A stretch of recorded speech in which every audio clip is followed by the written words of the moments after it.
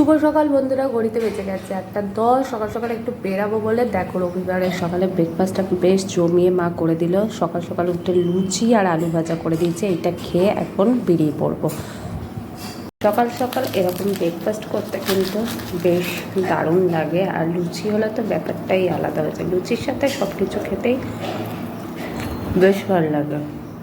ঘুরতে বেজে গেছে 8:10, আর দেখো 8টার মধ্যে মায়ের এখানে রান্নাবান্না সব কমপ্লিট। এখানে ভাত হয়ে গেছে, এখানে ভেন্ডির ঝাল করেছো, ভেন্ডির ঝাল হয়ে গেছে, আর তারা এখানে তো আলু ভাজা আমার খাওয়া হয়ে গেছে, আর এখানে লুচি আছে, ভাতের লুচি আলু ভাজাটা আছে পড়ে যাচ্ছে, এটা আছে, আর এখানে আছে পনিরের তরকারি।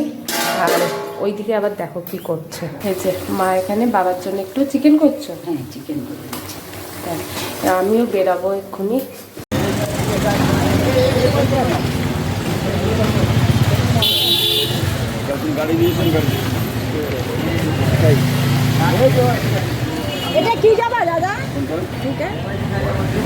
তিনটে গাছ আনা হলো, এটা জবা গাছ একটা, একটা শানি গাছ, আর একটা এখানে, আর একটা এখানে আছে একটা থোকা টগর গাছ। এই তিনটে গাছ আজকে নিয়ে এলাম, মা এখন পুঁতবে, আগে খেয়ে আসি তারপর পোতা হবে।